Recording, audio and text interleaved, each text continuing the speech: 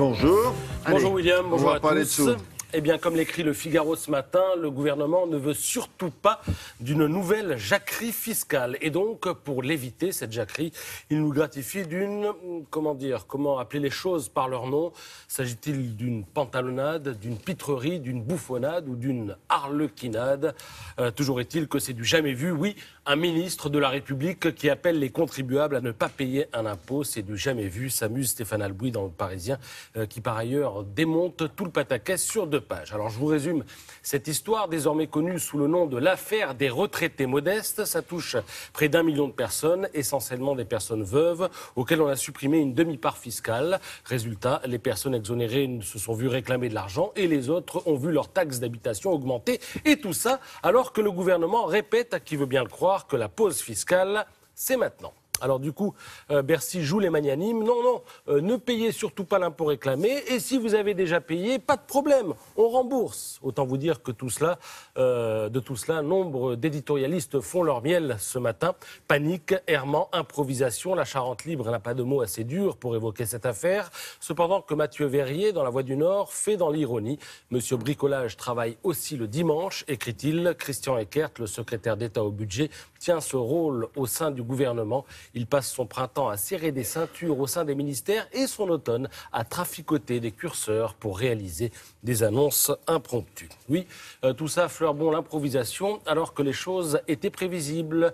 Ce que se plaisent à souligner plusieurs titres comme le Courrier Picard ou le Parisien qui expliquent que, à la décharge du gouvernement, les origines du bug remontent à 2008 et la décision de François Fillon de supprimer cette fameuse demi-part fiscale. Les choses se sont faites progressivement et on a laissé bêtement le problème de côté. Oui, bêtement, comme le dit un membre de la commission des finances de l'Assemblée, cité ce matin par Le Parisien. Bon, après, il ne faut pas non plus nous prendre pour des jambons. Que les choses soient réparées à 5 semaines des élections régionales n'est sans doute pas un hasard. En tout cas, pour nombre de commentateurs ayant l'esprit évidemment mal placé. Vous lirez dans la Nouvelle République et sous la plume d'Olivier Pirot qu'il y a, à l'approche d'échéances électorales, une sorte d'effet d'aubaine entretenu et alimenté depuis le milieu de la semaine. Les déclarations en forme de bonnes nouvelles se sont succédées. Même analyse du côté de Paris-Normandie. Ne dites surtout pas qu'il s'agit d'une opération électorale à 5 semaines des régionales, écrit Stéphane Ciré. Les régionales, précisément, déclic ou grosse claque, Libération n'entrevoit aucune possibilité de victoire pour la gauche. Selon le journal, l'alternative sera la suivante, une défaite tête haute ou une raclée historique.